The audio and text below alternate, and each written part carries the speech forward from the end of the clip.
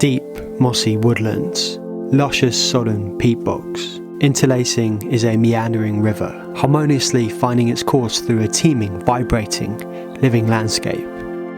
It is clear that man lives here, yet at no cost, for they understand the role of a facilitator, enabling the landscape to synergize. In these lands, man is wise, and all life can thrive.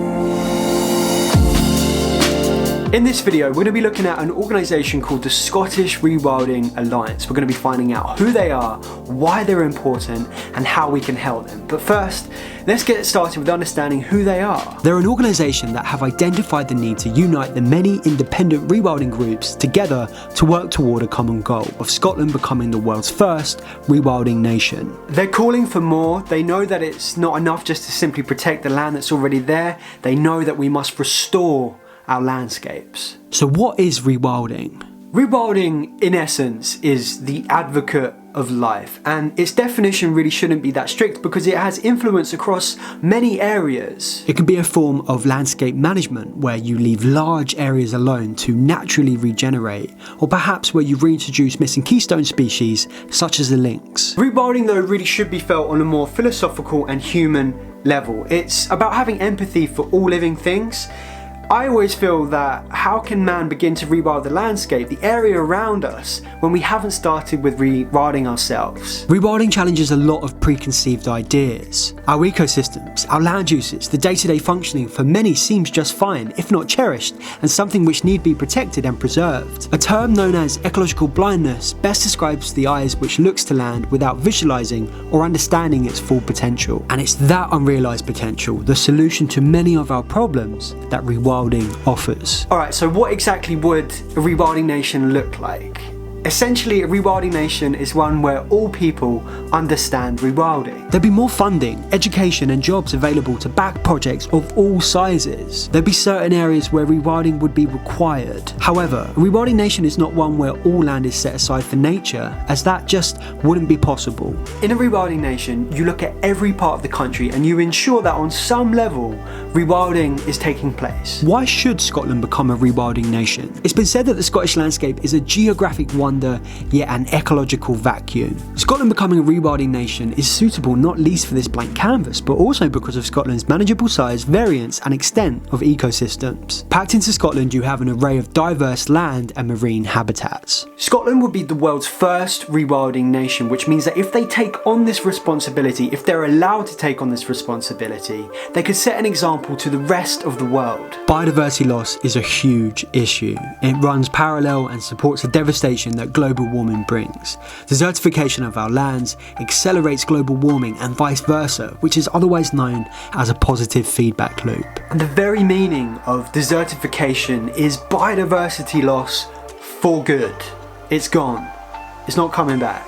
So to reverse global warming, as well as leaving fossil fuels in the ground, we must restore vast ecological systems. Rewilding Scotland on a national scale would bring exciting and new opportunities to its people. In the more rural areas of Scotland, jobs are scarce, with young people often choosing to leave to find work.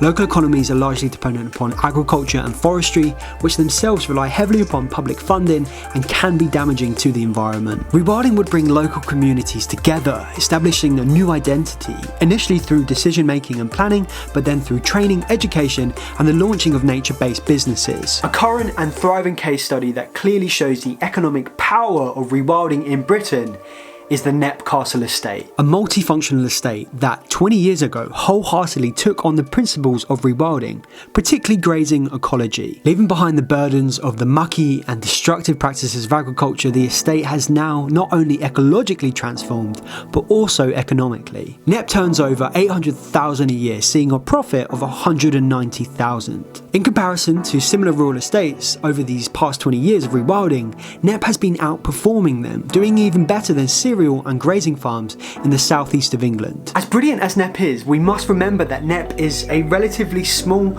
estate. Imagine what could happen if we really did rewild a whole nation. And it's these economic and these social unknowns which are just so exciting. So given this great opportunity, what's the current state of rewilding in Scotland? In selected areas, Scotland's ecosystems are undergoing restoration. From its native pine woods and lowland deciduous woodlands to the uplands that are now beginning to once again see trees. Peat bogs are being restored, rivers are being naturalised, sea floors are being nurtured, and urban areas are flourishing with life. These outstanding efforts can be credited to the many members of the Scottish Rewilding Alliance, but they're being limited by the government's policies, deception, and inaction.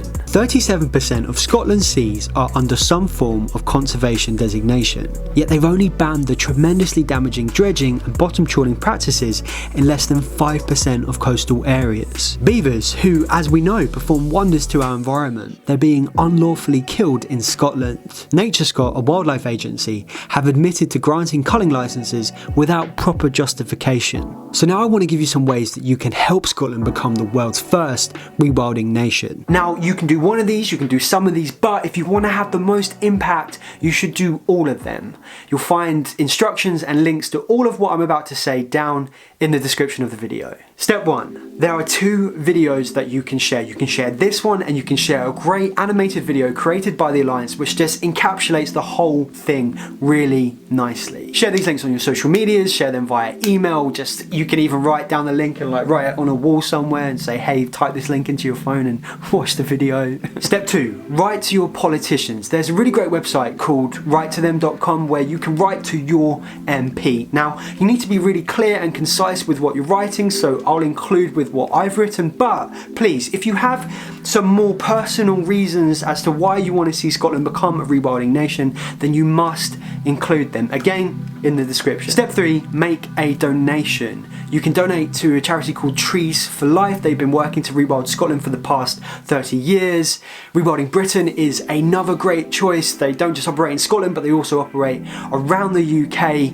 And also, you know, if you have a more specific interest, say in red squirrels or in kelp forests, go in the description of the video again and find these organisations and find out how you can donate to them. Step 4. Talk, have conversations. Do not underestimate the power of having a conversation, because that is how action starts. Whether if it's to a friend, to a family member, or at your town's local meeting, strike up a conversation and just get things moving. You can do this electronically as well. So maybe you're a landowner, no matter how big your patch of land, get on Facebook groups, contact these organisations and just express an interest. And step 5, you can support Leave Curious. Leave Curious works to create meaningful content about rewilding and about the climate with the aim of sparking some curiosity and then hopefully inciting some positive change. You can support us over on Patreon where you can gain access to exclusive content. If you want, you can go and buy a sustainably sourced and created t-shirt, but I know that you may not be able to support the channel financially, so all I ask of you is that you like the video, you comment, you share it, and you subscribe. But in the meantime, thank you so much for watching. Leave Curious.